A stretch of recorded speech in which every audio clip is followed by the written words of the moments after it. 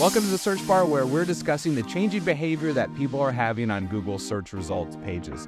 So back in the day, nearly 100% of users would click on a nice blue organic link after performing a Google search. And today, that behavior is just getting a lot more complex because Google search result pages have changed so much very significantly.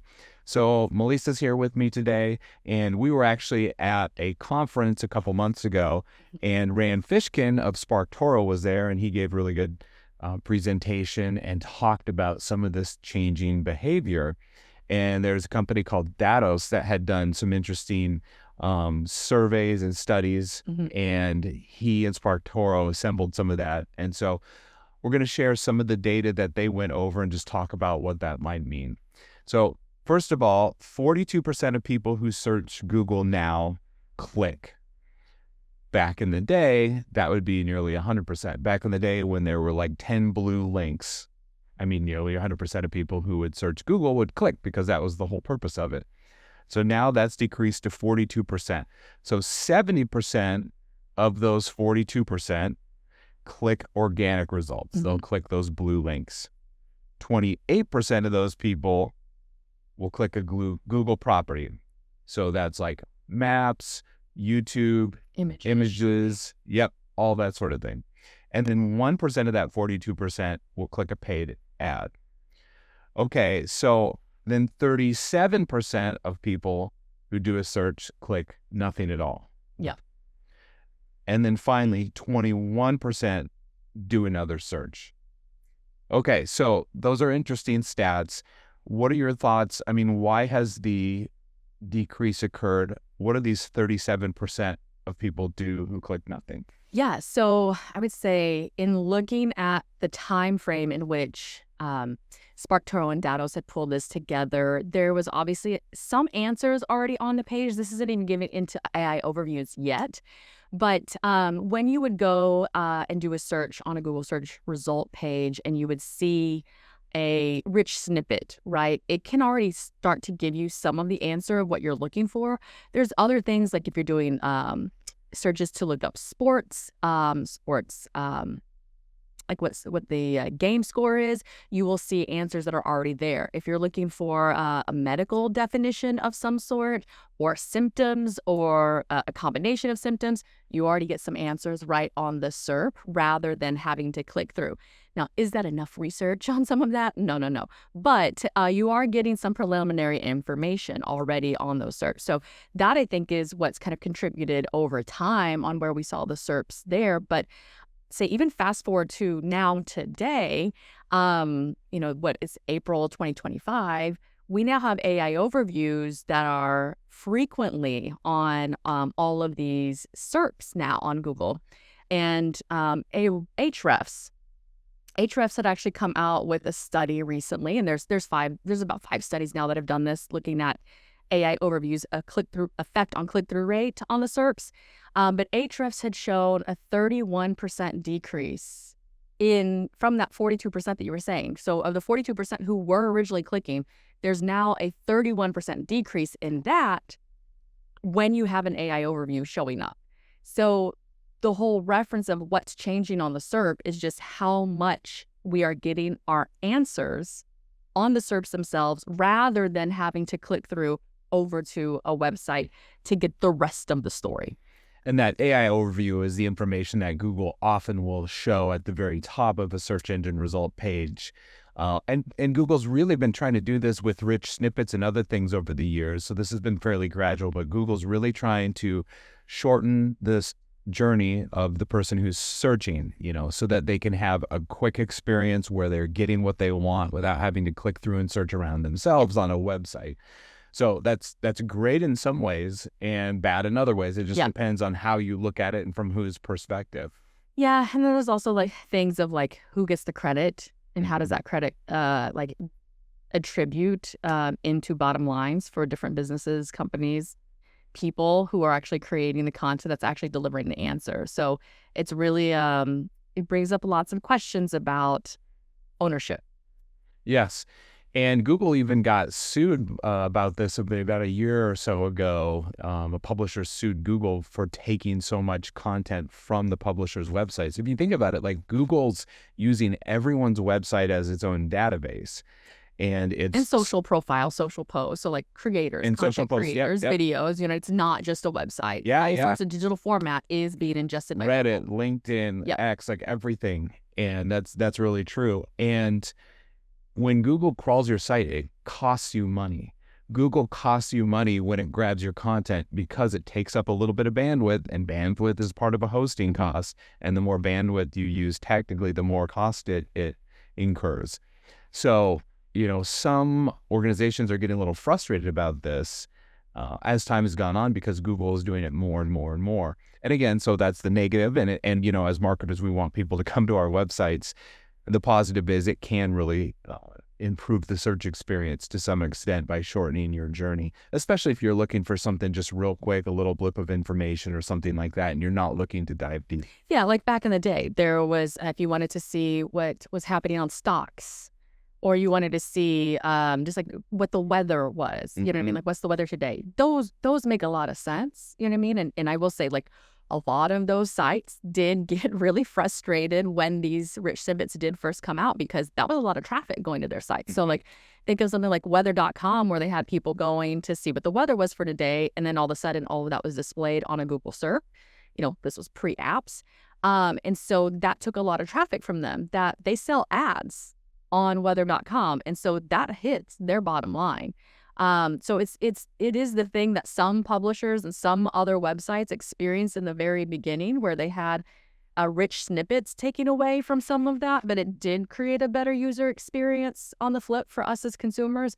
We're entering that new phase now. The bigger sense of what's happening, though, is some of the information that was shown in a rich snippet in previous times were kind of like publicly known information. Like, nobody has a copyright to what the temperature is outside, right? Or how fast the cheetah is. Or like, what is the score of the Chiefs game, right? Like, that was kind of like public knowledge. But now we're entering into a space with artificial intelligence, and the big difference here, what Google used to do versus what they're doing now, is they have the LLM, right? They have the AI that's not just in the old ways, you would just get information that was already on displayed on the website. So you had to citate them. You had to still have a link to them. Now it's just getting accumulation of lots of different sites, of lots of answers, and formulating them into one. So then their argument can be, well, who should we actually give credit to? Because this answer it's a combination of answers from 7 different places. And so because of that, we might not citate them as much. And so that's where the big difference is you can get a lot more information onto that page. And they're giving that AI overview a lot more SERP real estate space. Yep.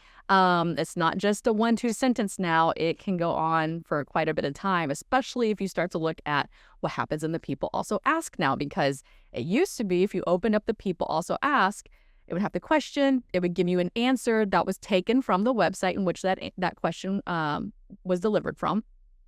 And now, instead, you open up the People Also Ask, there's a question, and instead, AI Overview is actually giving you the answer to the question that was presented in the People Also Ask. And taking that even a step further, Google now has an AI mode that you can click on, and it just pretty much gives you the information. It has some links over on the side, but it's obviously a lot more content it's putting out there.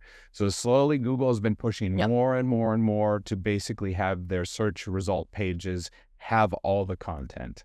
Yeah, and Google just had a press release, I think it was on Thursday, because they had their Q1 results that they were talking about. And they referenced in that the preliminary results that they're seeing with AI mode, they're very happy with them. So they're only going to progress more. And so as marketers, we need to get ready for what this world looks like when you have less clicks. Yes, that's true. That's true. And it's just so different than it used to be. I think it frustrates a lot of marketers and everything. But, if you want to look at the bright side, there is opportunity. If you can have, content that's valuable and useful enough for your target audience that it actually is displayed in these AI results on Google or ChatGPT or whatever it is, I mean, it is a really great opportunity to show your credibility through whatever link is shown. And another thing, and I think you've brought this up before, is, if someone is actually doing a search, on an AI platform, which Google's becoming, or ChatGPT or whatever, they're generally looking to just get the answer or the information they want right there. They're not generally looking to go to a website.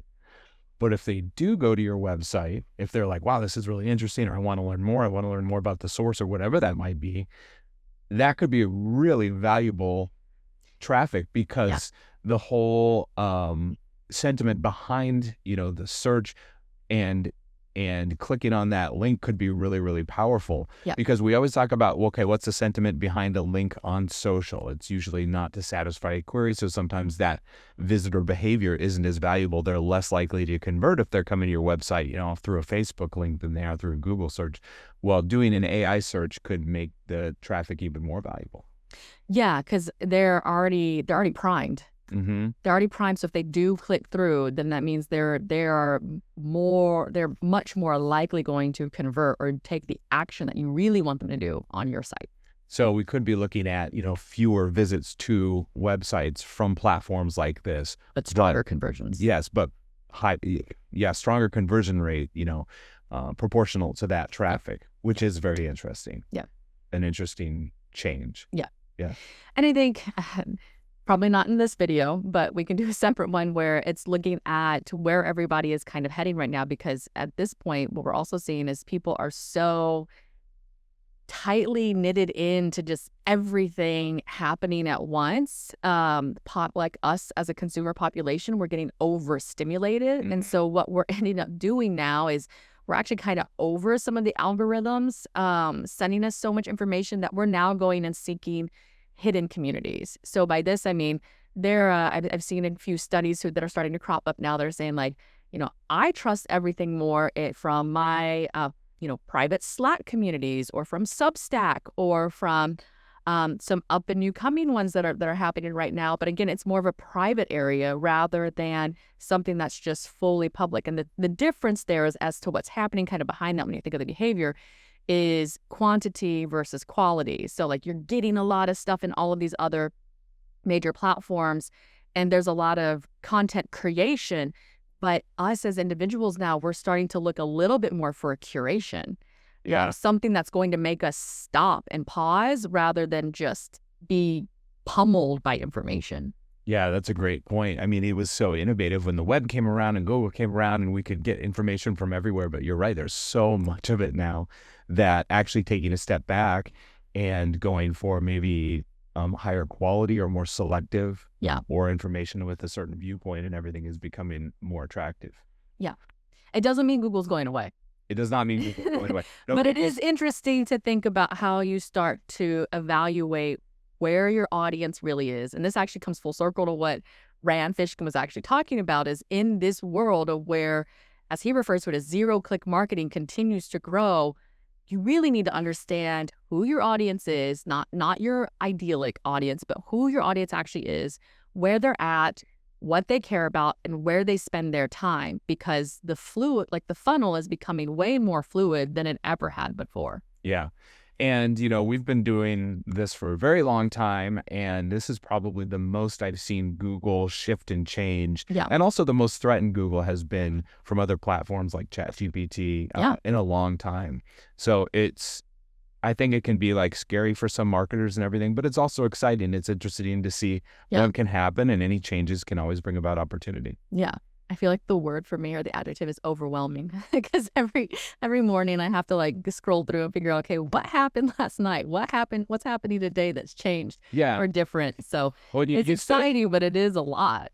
And you used to pay attention to primarily just Google. Now that it's like there's all these other platforms, that you have to pay attention to as well, which that's how it goes. Well, hey, I hope that was useful for you and you enjoyed that. If so, please subscribe. We talk about this sort of thing all the time. We'll definitely be covering all the crazy things happening in Google search in the coming days. Thanks, and we'll talk to you next time.